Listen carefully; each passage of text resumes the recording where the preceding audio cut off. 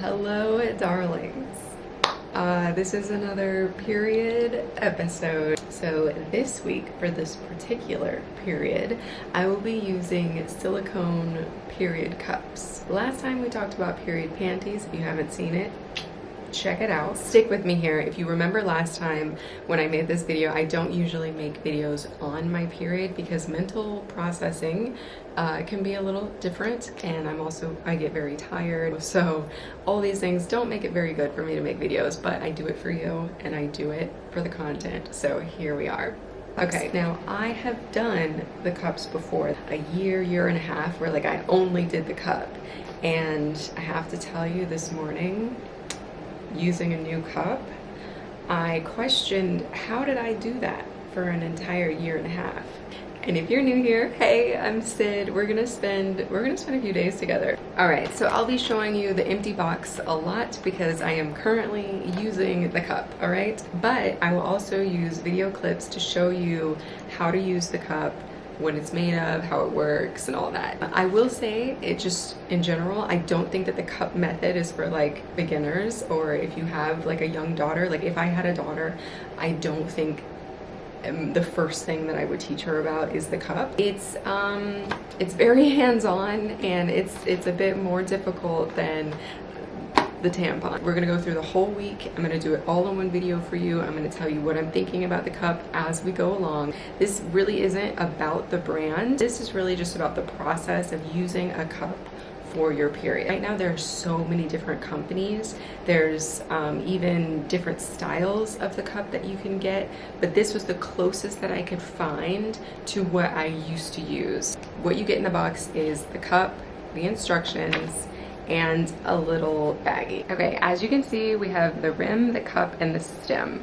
There's a few other little things in between. There's the little holes for suction. We're gonna get into those later. I call this the tail.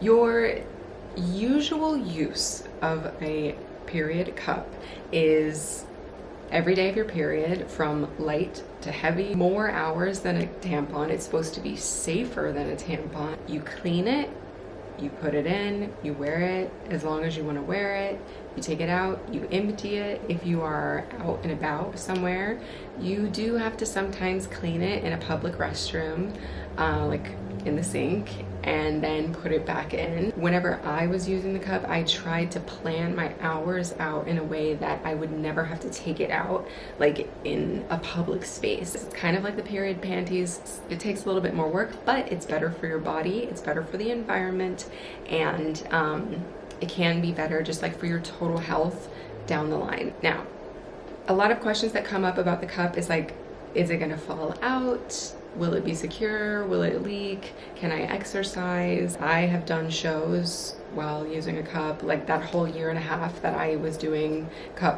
cupping for the first time. I was doing shows, and so you know, I made it work.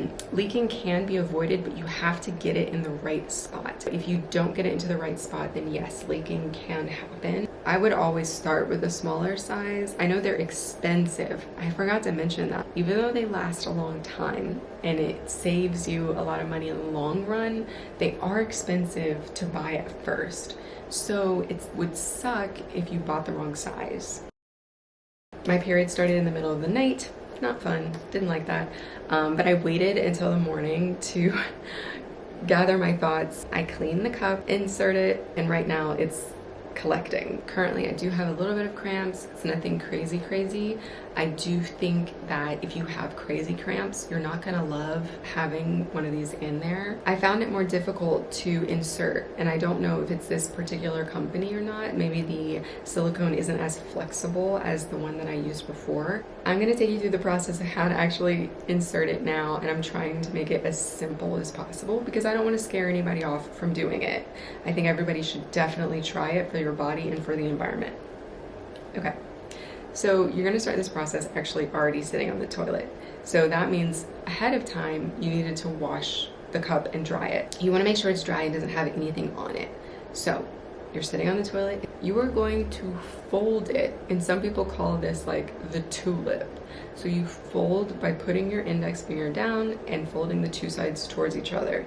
It makes like a little envelope or like a tulip. Pinching the tulip, you're going to insert it. You don't want it to pop open. If it pops open while you start, just start over, put it back in the tulip place, insert, and push as far up you can go. Then once it's up, you'll release your fingers and you'll feel the tulip go from folded to circle.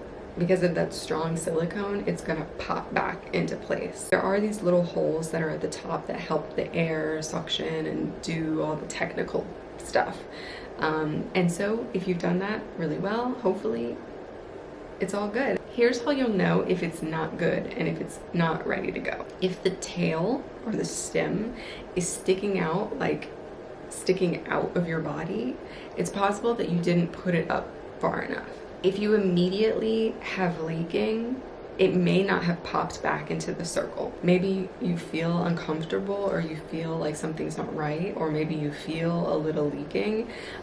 Sometimes just like wiggling around a little bit will actually help it to pop open. If you really feel a lot of pain with it in there, it's possible that you might not have the right size. Later, I will take it out, dump it out, wash it out, and then put it in a safe place to do it all over again tomorrow. That's the end of day one. I'm gonna lay down now. Bye. So here we are at day two. Now there's been some changes. Let me explain. Last night after 6 hours, I took the honey pot cup out. I'm gonna be honest with you, it hurt like hell. And I thought, okay, this is not what I remember. So I decided it would be best to try to find the exact company that I used before. Every company has a different shape. They're usually all made with the same type of silicone and they have different sizes. So it just so happens that the honey pot comes in 2 sizes and I got the smallest size, and maybe that size just isn't for me. But the Diva cup comes in 3 sizes, and I believe I used to use the smallest of those sizes. So I went to the store and I got it. I bought it, let's try it, and rate it 1 through 10. Keithley, anybody? Every company just has like a little bit different way of like doing things. Love that. It's basically the same material. It's really all the same stuff. They've just made it a little bit different. And I think this is so much better than giving somebody a white bag to use for something that is inherently red. And I was right. When I compare the honey pot size 1 to the Diva cup smallest size, there is a difference. They both have the rim, the cup, and the stem. The stem, or the tail, like I call it, is shorter on the Diva cup. They use the same technology, having little holes so that it suctions up there and stays. Everything about the application process is the same. The difference is the shape. So let's be honest, using a cup isn't the most comfortable thing to put it in and take it out, but I didn't want to turn anybody away from trying cups of any brand because I was going to complain about the pain that I felt. So I wanted to make sure I got this one and used it so I can say, yes, it's uncomfortable, but once you get it in there, it's totally fine. This is the shape for me, for my body. Maybe the honey pot might be the shape for your body. I'm going to finish the rest of the days using only the Diva cup. The honey pot just isn't for me. Unfortunately, you can't really return this kind of thing, and you can't really gift it to a friend. So I'm just going to clean it really well and just have it, you know, in back stock if something happens, if it's an emergency. Obviously I was able to use it, it just wasn't my favorite. Oh, and very important, I looked up the exact amount of time, the max amount of time that you should use the cup, and it is 12 hours. See you tomorrow. It's day 3. Okay, so what I will say is I am keeping with the Diva cup and things are pretty much business as usual. It's amazing actually how your body kind of just like snaps into place. Muscle memory is like a real thing because I just like woke up this morning and when I was ready to use my cup, I instinctively knew exactly how to like fold and throw it up there like really quickly and get it to lock. So yeah, as you can probably tell, I have a little more color in my face. I have a little more energy, although it's been a long day. Day 3, day 4 is usually when I start like feeling better and feeling better about myself actually. Things have been good, but I will say these two are still really good companies, even if you want to try this one. I'm going to talk to you a little bit about pricing. The Honey Pot, which goes with the white bag, I saw it on sale actually for a couple of places for like $14-15, but it did have a higher range of maybe $22-23 when I looked it up. And the Diva cup, I got the smallest size and I paid $30 for it, but I saw that it ranged somewhere between like 28 and 35 depending on where you purchased it.